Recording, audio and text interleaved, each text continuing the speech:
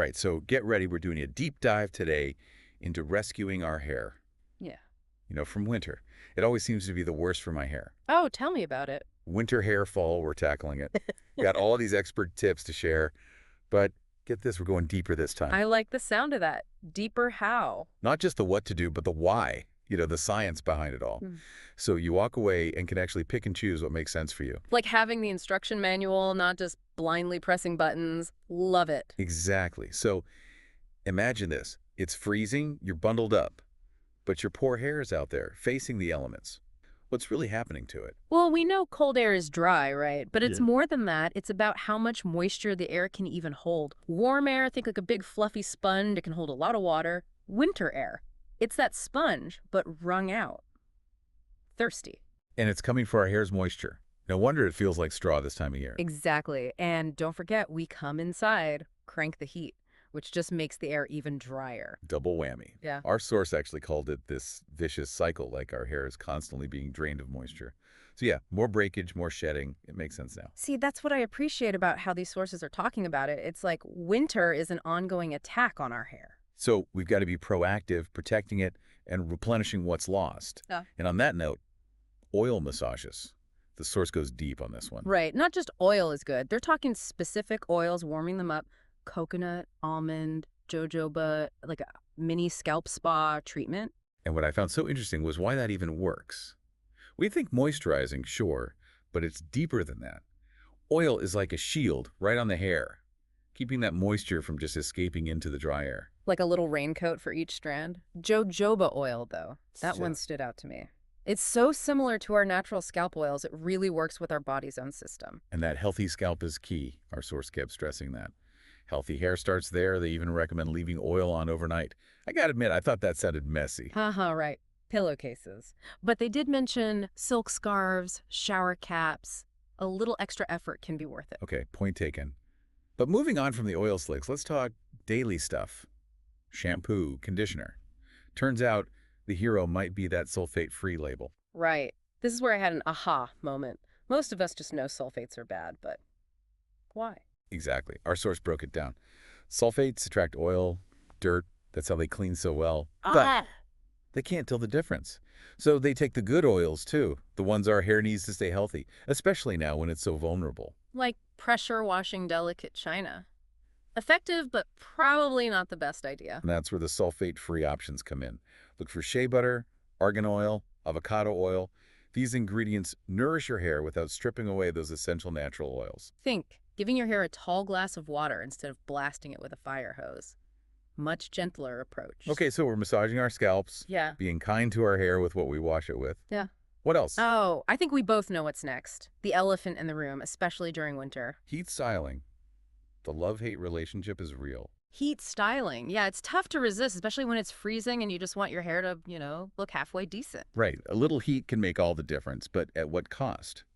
Is it frying our hair even more? That's the million-dollar question. And the good news is, our source doesn't say to go cold turkey, thank goodness. More like being smart about it. Yeah. Remember that whole dry air being a thirsty sponge? Heat styling. That's like holding that sponge to a radiator. Just sucking out every last drop. So that's where heat protectant sprays come in handy. Exactly. They create that barrier, like oven mitts for your hair, helping to distribute the heat more evenly so you're not scorching your strands. Okay, that makes sense. So less heat, more protection. But what about those times you just have to use heat? Well, our source suggests embracing natural styles whenever possible. Air drying, braids, buns, they can actually be your friend in winter, protecting your hair from the elements. Plus, claw clips are totally in right now, so Not- win-win. But speaking of embracing the natural, our source talks about diet, and it really got me thinking. What we eat really affects our hair. Absolutely. It's not just a cliche, you are what you eat. It's true for your hair, too. Those nutrients, they build the foundation for healthy hair growth. It's like providing the building blocks from the inside out. And it wasn't just the usual protein is good for hair, which we all know. They got into biotin, iron, omega-3s. And what's cool is they explain why. Biotin, for example, it's key for making keratin. That's the protein that is our hair, skin, nails. So no biotin, no building materials, Yeah. like trying to build a house with no bricks. Exactly. And then you've got iron helping carry oxygen to the hair follicles. Omega-3s keeping the scalp nourished and less likely to dry out. It's feeding your hair a whole new meaning. Yeah. Okay, so we've covered a lot. Scalp massages, sulfate-free everything, being smarter about heat, and now what we eat. Out of all of that, what really stood out to you? Ooh, that's tough. They all play off each other, you know? Yeah. But the scalp health thing, it really hit home for me. We get so focused on the hair itself, we forget where it all starts. It's like tending to the leaves of a plant, but forgetting to water the roots. You can't have one without the other. Exactly. And I loved that our source connected that to both internal and external factors. It's not just the products, but our overall well-being that matters. Okay, so it's a holistic approach then. Mhm. And speaking of holistic, there's one thing we haven't mentioned yet that plays a huge role, especially in winter. Mm. Stress. Ugh, yes, the dreaded Z word. But it's real, isn't it? I always hear stress can make your hair fall out, but is that actually true? I've always wondered that myself. It is. When we're stressed, our bodies pump out cortisol, and that can mess with our hair growth cycle, like putting the brakes on it. Our bodies are like, nope, not dealing with hair growth right now. We're in survival mode. Exactly. So it all ties back to that holistic approach. It's not just the weather or our hair products, it's about managing our internal environment too. So alongside all these great tips, we got to find ways to de-stress. But that can feel like a whole other challenge, right? Where do we even begin? It can feel overwhelming, that's for sure. But the good news is, even small changes can make a big difference. It's like they just dropped the whole toolbox in our laps and said, go fix it. Right.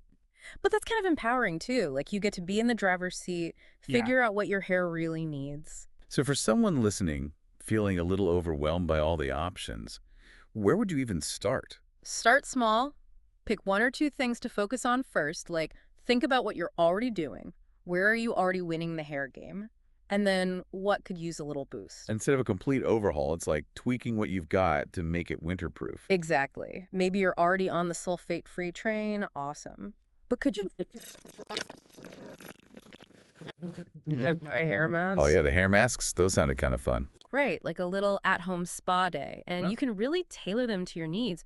Dryness, avocado honey, those are your friends. Want shine, banana, yogurt, mix it up. Like a smoothie, but for your hair. Mm-hmm. Okay, and what about that humidifier tip? Our source mentioned that, especially in winter when the heat's blasting. Love that. It's like creating a little microclimate for your hair. Just adding that bit of moisture to the air can make a world of difference. Okay, so let's see. We've got our oils, sulfate-free products, the heat protectant, got to eat our veggies, de-stress humidifiers, DIY spa treatments. I hope we missed anything. I think we covered it all, but more than anything, remember, you've got this. You know your hair best. It's about experimenting a bit, finding what works, and having fun with it. Exactly. Who knows, you might discover your hair's new best friend in the process, the one that gets you through winter and beyond. That's what it's all about. Healthy hair is a journey, right? The more you learn, the more confident you feel rocking those amazing locks. Couldn't have said it better myself. So cheers to good hair days, no matter what the weather throws at us. And until next time, happy hair diving.